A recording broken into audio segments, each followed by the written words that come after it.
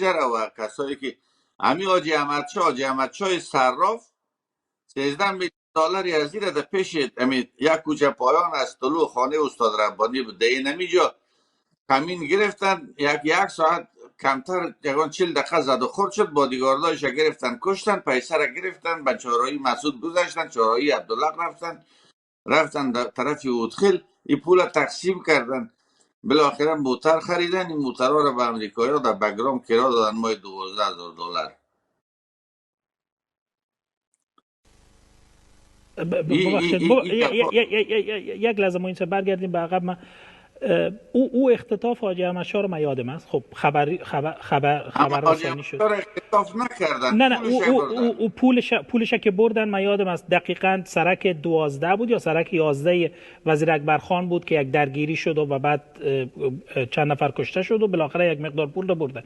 این داستان شما داستان جالبی است که میگید، واقعا جالب است. شما میگید این پول رو گرفتن، اختطافچی‌ها از چهارراه مسعود و چهارراه حاجی عبدالحق گذشتند و رفتن وارد اودخیل شدن و بعد این پول تقسیمات شد. بعد با همین پول موتر خریدن و بعد همان موترها را دادن به امریکایی‌ها به کرایه. درست است؟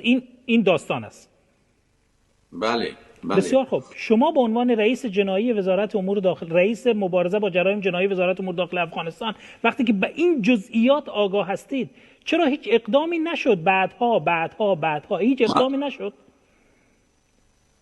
ما وقت از ریاست جنایی و معینیت تبدیل شده بودم. خب ما جریان تعقیب کردم. خود حاجی احمد شاه حکیمی میفهمه از پیش کدام وقتی پرسان بکنین. ما با او همدرد بودم، میدانست و هم میدانست که چی کسی کار کرده. من میدانستم زوری کس نمیکشید. طلوع یک بار اعلان کرد، چون در نزدیکی طلوعی واقعیت رخ داده بود. یک بار همون لحظه که شد یک بار اعلان کرد، در مرتبه دوم گلویش فشردم، قطعا نتونست صدا کنه، دیگه خاموش بود.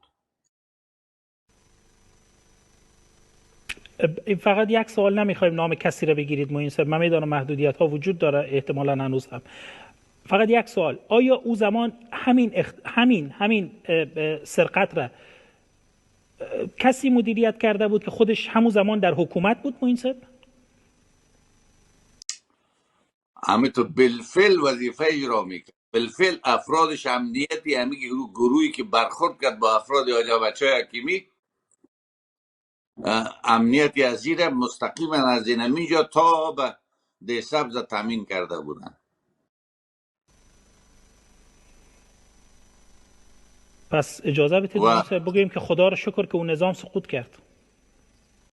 بله. ما به این عقیده هستم که اگر این نظام سقوط نمیکرد، معنای از این داشت که علم دروغ میگه.